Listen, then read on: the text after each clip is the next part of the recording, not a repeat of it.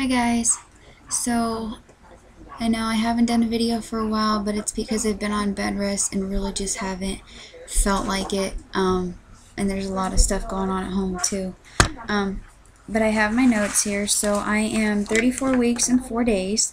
I have 39 days to go, which is scary.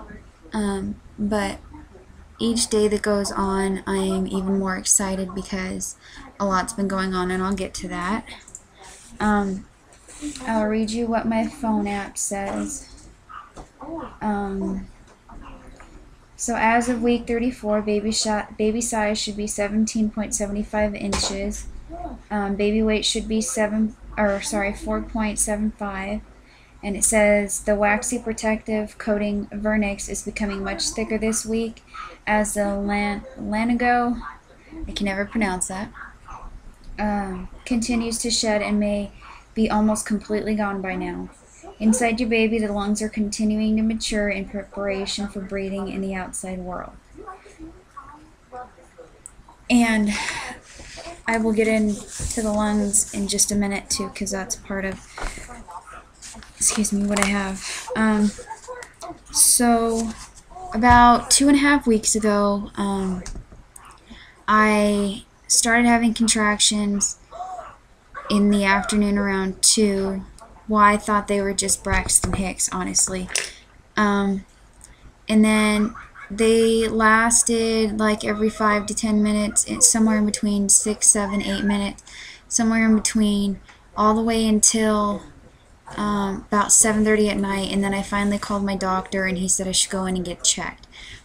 So that's what we did. We went in. They hooked me up to the monitors. Sure enough, I was contracting. And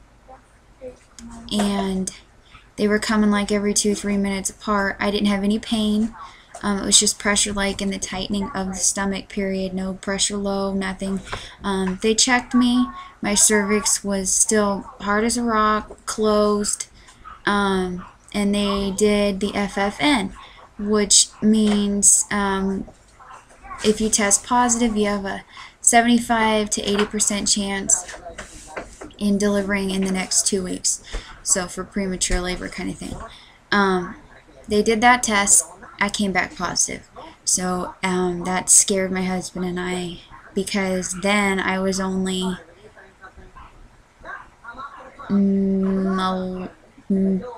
almost 32 weeks. So they kept me on the monitors. He looked great. His heart was fine. Everything. My blood pressure was a little bit low. Nothing too concerning.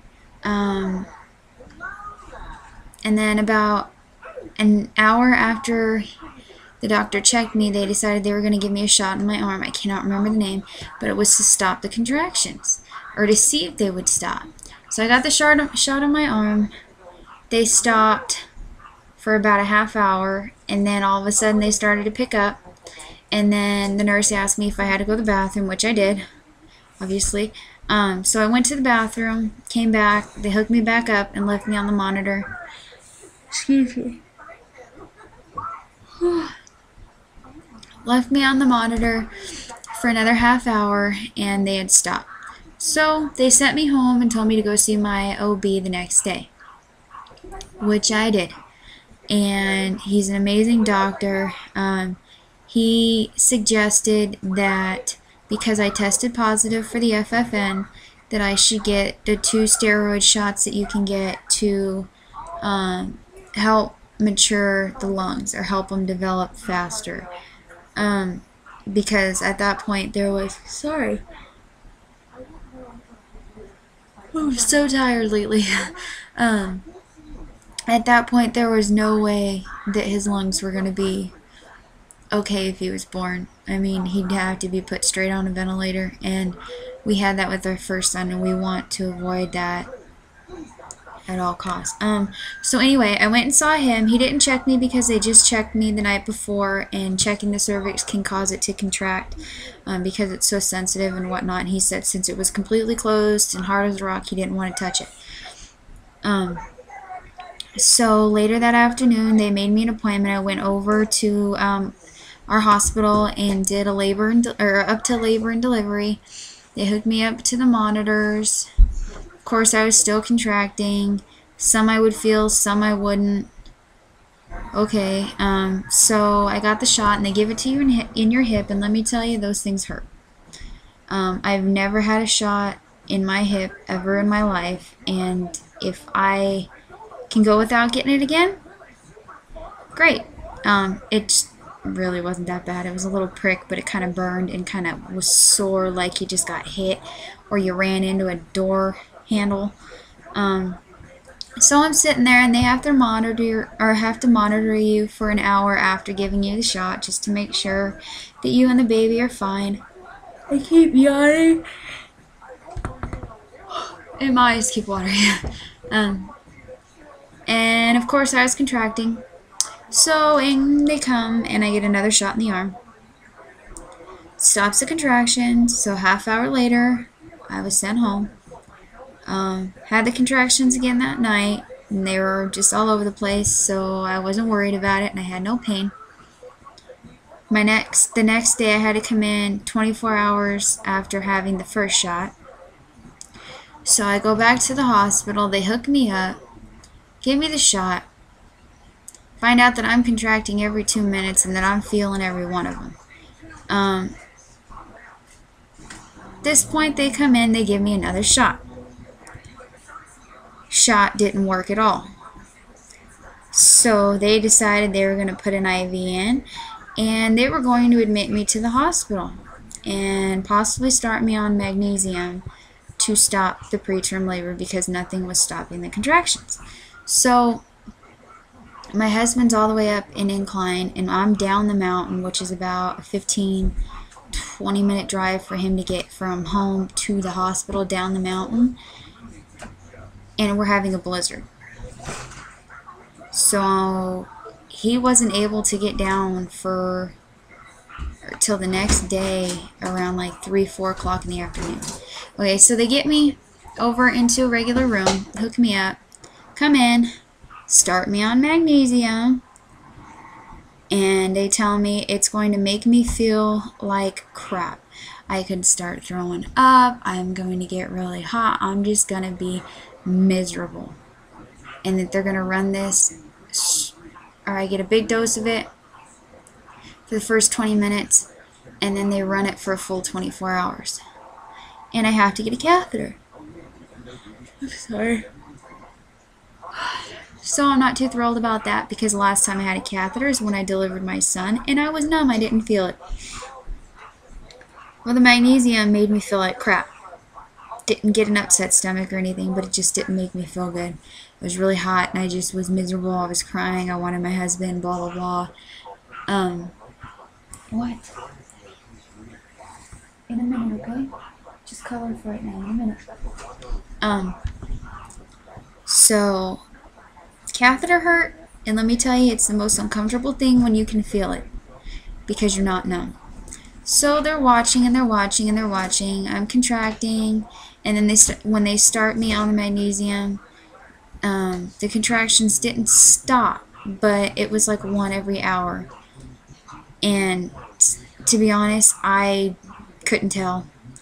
The magnesium also slowed the baby down.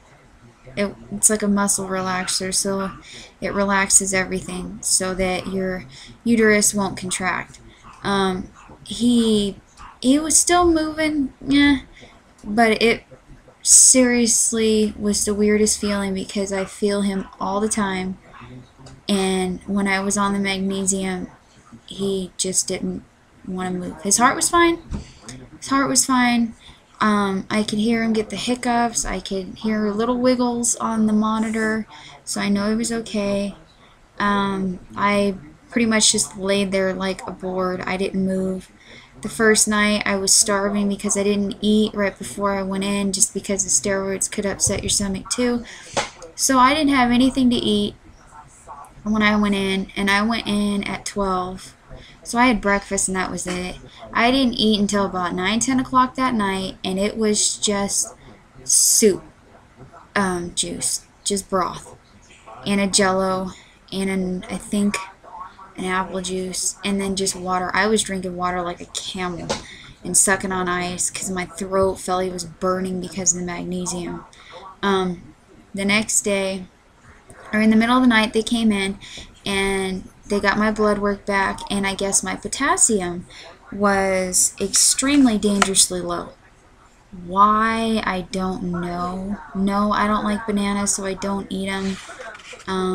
I thought that my prenatals would cover it, and I guess it didn't, or not enough for whatever reason. So they had me on saline for fluids, they had me on a magnesium, and then they had me on 3 bags of potassium. One would run for 20 minutes. One would run in for the next 20 minutes. One would run in for the next 20 minutes. Then they checked my potassium again a couple hours later, and it was fine. This whole time I'm in the hospital after they actually admitted me, my blood pressure has been low. It was like 90 something over whatever. Never went over 100 at all. In the middle of the night, the nurse came in and said, "You're still contracting. Do you feel anything?" Nope, didn't feel it when I was on the magnesium. Then the next day, right before my husband got there, they stopped the magnesium, took the catheter out. Thank God. Was just monitoring me, and they have to keep you for 24 hours after the magnesium just to see if it helped, if it stopped it or not. It didn't. I still contracted on a regular basis, but they were spread out. That day I actually got to eat solid foods, all 3 meals. My husband actually brought me greasy food that night, and I love him for it. That night we were both sleeping, and he's sleeping on this little like chair thing that folds out. The nurse comes in and she redoes the paper for the baby and me. She gives me another bag of fluid up top. You're bending your glasses, don't do that. Put your hands over your mouth. And then sometime in the middle of the night, she comes in and says, "Are you feeling anything?" And I said, "No." Why? I was sleeping. She said, "You're contracting every 3 minutes and they're strong." And I said, "No, I don't feel it." So the first night I was there, sorry, I'm backtracking. First night I was there, they did an ultrasound. They wanted to get an idea of how much he weighed. He weighed, from the calculations, he weighed 4 pounds, 6 ounces, head down. And he's been head down pretty much this whole time. Every time I've gone in and they have checked my cervix because of the contractions, they can always feel his head. So he's been head down.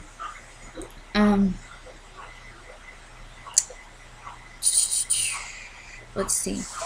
The next day, let's see, my husband got there, and then the doctors didn't want to check me until right before I left, just to make sure, because they didn't want to start it up again. So I stayed overnight again. The next day we waited for the doctor, and it was the same doctor that I had at my OB. He was the doctor on call. And we waited until like 4 or 5 when I could have left in the morning. But it was St. Patrick's Day, I think. No, it was the day after St. Patrick's Day. And we found out that in 6 hours he had delivered 30 babies already in there that day. That's why I had to wait. And I totally understood. He had a couple emergency C-sections and everything. He apologized, and he, like I said, he's a great doctor. So he felt that it was safe to go ahead and send me home because the contractions weren't close. I wasn't in any pain. They did the magnesium. They gave me shots multiple times while I was in there. I took a couple pills that were even supposed to stop the contractions, and nothing totally stopped it. And because I had done the steroids and the magnesium already, there's nothing else they can do, really, unless they wanted to put me on magnesium again, and I don't want to have to do that unless I absolutely have to. So he checked me. I was almost a 1 and about 20% effaced. So with all those contractions I had over those 3 or 4 days, it didn't do much. So he wasn't too concerned. So I go home and I scheduled to see him in a week after coming home.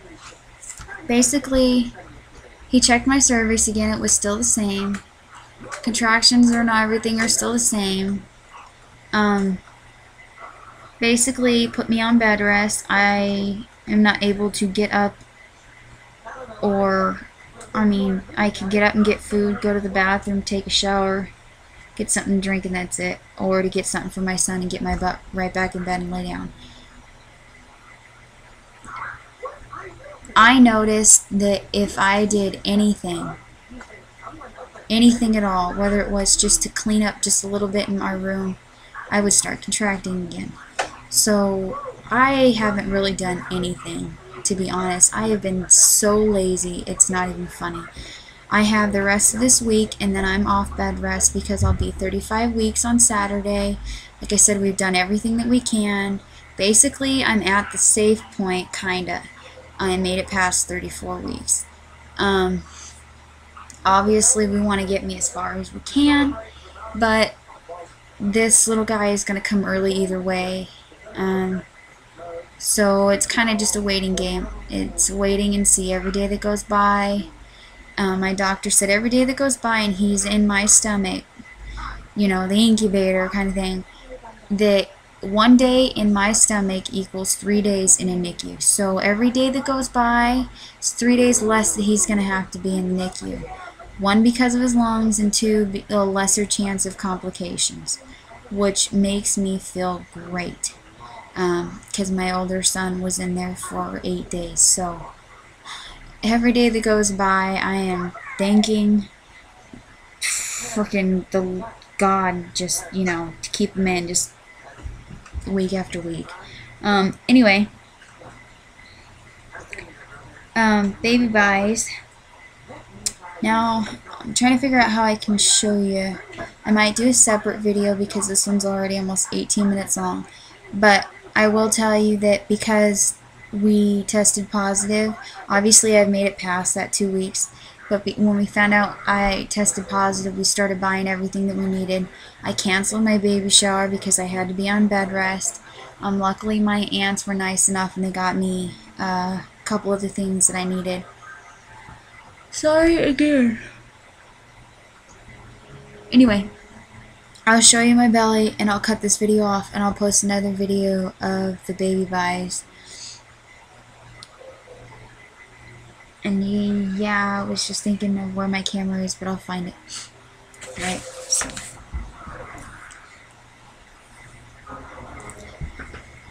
Now when I stayed, before I went into the hospital, I don't think I was showing at all. And I think my belly popped once I got into the hospital.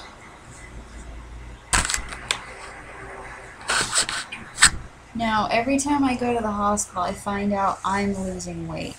But my stomach is still growing, and he is growing, so that's a plus. So I'm wearing maternity pants and a maternity shirt. I cannot wear any of my shirts anymore.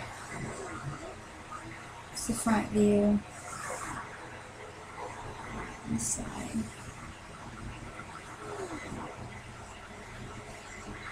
Let me show you without the shirt. And the way he's positioned, it makes my stomach look so weird. So I apologize if I look kind of out of proportion and this looks like it's just hanging here. But it's not. He's just not right here. So it's soft. He is like, his butt's like right here. And his body goes down and his feet are always over here kicking. So there's my belly.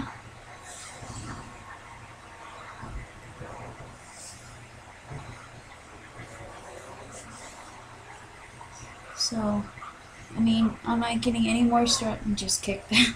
I'm not getting any more stretch marks, just the ones I had from my first son around my belly button, and I had them low, like right here. I haven't noticed anything different. I don't have a tape measure to measure how big I am, but I know every time I go to the hospital or to the doctor, I'm measuring just fine from here to here. So his heart rate is always like 160, 150. They always tease me, oh, it's a girl. No, it's not, because I've had like 4 ultrasounds and nope, can't deny it. Alright guys, so I'm going to cut this video off. If you have any questions, don't be afraid to ask. Any comments would be great. Go ahead and leave them. Subscribe to my channel. I am going to start doing them because, like I said, I'm off bed rest. I actually have a lot more energy to do it now. So, alright guys, I will see you next week when I am 35 weeks, and fingers crossed that this little guy is still in my stomach in a week. Bye guys.